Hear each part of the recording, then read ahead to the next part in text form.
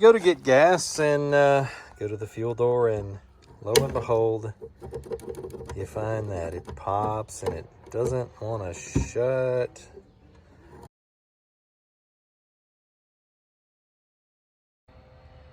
All right, so first things first, let's go ahead and take the fuel cap off. We'll take that off since it is connected right there. All right, we'll just take that off and put it on the door. Then we're gonna look right down in here and we're gonna see two 10mm bolts, and we're gonna take those off. We're gonna pull the whole thing out. We're gonna take a look at it. Those are looking pretty crunchy, so if you're like me, take your time, don't hurry, and they'll come out. Again, take your time with these. I'm gonna run out of hands here in a minute as I take this loose. Take your time with these. Mine are rusty, but they're coming out, so just be patient. Don't get too fast, too in a hurry. Yeah, take your time, they'll come out. Even if you have to kind of chip away at the rust as I did. Got them loose. Let's see if I can reach in there with my hand now. Maybe. There's one.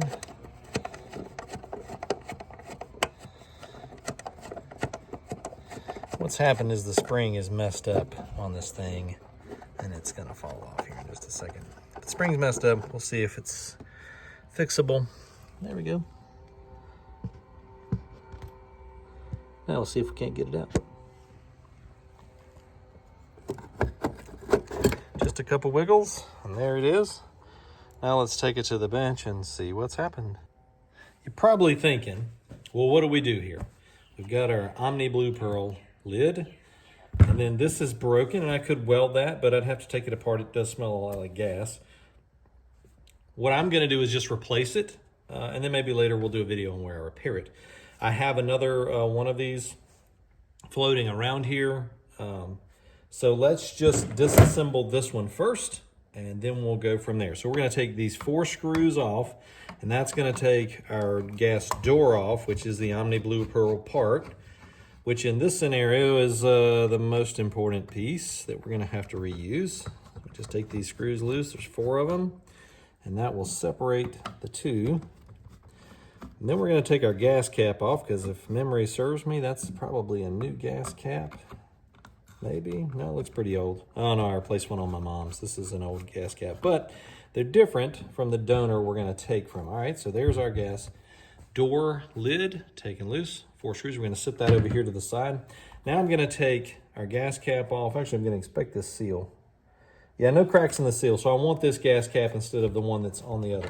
So I've gotta take this tab out. Now, more than one way to do it. I can come, maybe I can get to the back and kind of push the tab through. Perhaps, maybe. Doesn't want to. All right, so we'll go to this side. I pushed it up a little bit. I did that anyway because it pushed this up. Hopefully you can see that in the video, that I'm just kind of taking this pick and I'm working this up because I want to pull this little tab up. Just gonna go slow and work it. Eventually it's gonna pop out. I just don't want it to go shooting. I'm not prizing super hard because I don't want it to go shooting all over the place. In fact, if I just go get the U-shaped trim tool, it would come right out. I'm gonna do that. Now again, the reason I went and got this tool is because I don't want to buy another one of these from Honda when I can save this one. This one is pretty clean, but see, with the right tool, it comes right out. And basically you just got a push tab that pushes down right there, and then you pop it up. Pretty simple. All right, so we got that. We'll set that over there. We're gonna reuse that. Now, except for these, all right, because these are a commodity. If you ever find a good set of fuel door bumpers, save them. They rot off, fall away. Someone actually gave these to me because these were already gone on this one. All right, and we're gonna save this. There's some rust in that right there. We're gonna save this for another day, just because I need to get this fixed for today, and I have another one already. But there's where it is. We'd need to weld that right there. We'd have to grind all that down. I'd have to take it all to pieces and grind this down and grind that down. Put it back over like that in the vise and then weld at it. But yeah, that's right there. Yeah, now you can see it. That's the broke part right there. But we're gonna go get another piece off. So let's go to a parts car. I'll pull that off the same exact way and come right back to the bench here. All right, now we've got our replacement part here. It is not broken there, not broken there. It's good shape. Works good, but we have a black plastic. I know it's all faded out here, but that is a black one. And we're gonna remove all the pieces just like before with the other one, set them to the side.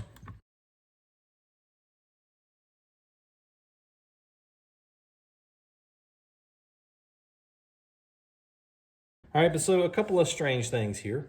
On this one, no, the ends are already gone, so glad that we saved these. We're gonna clean this up before I put those on. And this is an 03 to 06, I think this is an 05. Difference is there's no retainer hole. So I'm actually going to bore that hole into this one because otherwise they are identical. No hole here. So we're gonna bore that hole just so that we can retain the gas cap just as the old one was in our tin. So I'll measure the hole out, bore a new hole right there, and we'll put our gas cap in.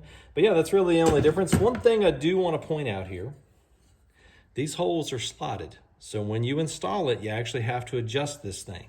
All right, so slotted holes always mean adjustment. So you get a kind of in-out adjustment. You'll want to center this in the hole, and we will do that when we install it. I'll show kind of how we'll do that. Get both bolts started, and then we will center up that hole. But let's get to drilling this hole out. We're gonna match it up and get our proper drill size, and then we'll drill that thing out. Be simple. All right, so what we're basically gonna do is just compare where this hole is to where we want a hole here. Doesn't have to be super exact, but we're gonna put it right there. So we just got our little hole that's gonna give us a place to really get a tip in there. I think we figured out using, well, drill bit sizer. 13/64 is where we want to be with this. So that's what we went with. And here we go. We're going to drill a hole.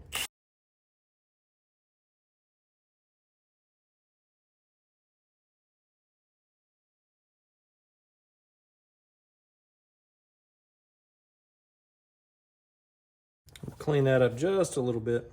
All right, there you are. We've got our hole drilled. And we're going to clean this up. It's pretty nasty. So we're going to take some time and just clean it up. Not that it really matters. But we're gonna clean up, and I'm gonna spray some paint on that just so we don't have rust later. And then we'll go to reassembly. All right, so again, that drill bit here is a 13/64. Just double checked it to make sure. I'm gonna start reassembling this. We've sprayed just a little bit of paint on there, so we gotta wait for that to dry. When you put these on for the fuel door, you're gonna wanna make sure you start all of them. That paint's still drying, it's still tacky. I just stuck my finger in it. Make sure you wait till the paint's dry. To get all 4 of these started before you tighten anything up, there is a little bit of play. You can see on this hole right here, you know, that the metal part, the hole on the is much larger than the actual fuel door. So we'll get them all 4 started, and then we'll tighten them down. They don't hold the world together. It's just plastic you're screwing into. So don't over tighten. You don't want to break one of these ears off and have to try to glue it back on or anything crazy like that. Yeah, we're just gonna tighten these up one at a time. Little X pattern there. Again, don't hold the world together. So just snug, just realistically snug with your fingers is fine. Make sure you do this with a good screwdriver. Then want to round these off. I think this one is a Klein. Yeah, that's a Klein magnetic tip one. Pretty great screwdriver. You can get that at Lowe's or probably Home Depot too. Now we're gonna put these back on, our little bumpers that someone gifted us so graciously. So we're gonna reuse those because guess what? The new one, or the new to us one, used, didn't have anything on it. A lot of times you'll see maybe vacuum line here, or maybe someone was nice enough to go to Element DIY and get a pair that they offer, the little crabs. Well, yeah, so we're gonna wait for that to dry the rest of the way, and then we're gonna reinstall it on the car. And pretty simple here. Just changed our fuel door out. As you can see, this is the new bracket with a hole that we drilled and our Omni Blue Pearl. We're gonna wait for that to dry, and then we'll install it on the car. So it's about to rain here at the shop. You can see, definitely, it's actually starting to sprinkle now. So I went ahead and stuck this on there. You just kind of poke it around that corner, start those by hand, and then you're gonna kind of see, basically what you want to happen is, I've just got these hand tight. What you want to see happen is when you shut the door, it doesn't rub right there, all right? And then that it looks centered in the hole, and it's gonna take a little bit of adjustment to do that. I still actually have this a little too deep, but I don't know that I'm gonna get enough to get there. So get it to where it doesn't rub, and our installation's about complete. Now you can adjust this and finagle it so that it fits the hole perfectly. So once you've got them where you want them, you're gonna wanna tighten those bolts up. You'll notice that I have not installed the fuel cap yet. because that would be in the way. Left it purposefully uninstalled so I could do this multiple times. But yeah, doesn't rub when it shuts. Pretty much centered in the hole, and we're gonna call that good. So now, tighten those down. We'll reinstall our fuel cap. Just push that tab in right there, and we'll call it good. Because we went very careful with this, we saved that. So now all we have to do is wiggle these into that hole just like that, and then push. And there it is. Didn't have it, but now it does. And we're gonna send that fuel cap around where it goes. Get that to actually rotate the way it's supposed to. Give it our 3 clicks. And there we go. Installation complete. It's just that simple. So if that happens to you, don't get scared. A couple of bolts, that little thing right there, 4 screws. From wiggly to not wiggly. Took us about, if we weren't doing the video, I'd say about 10 minutes max. Maybe 15 if you already had the other part ready. There you go, that's simple. Hope you guys have a great day, and hopefully this helps somebody out.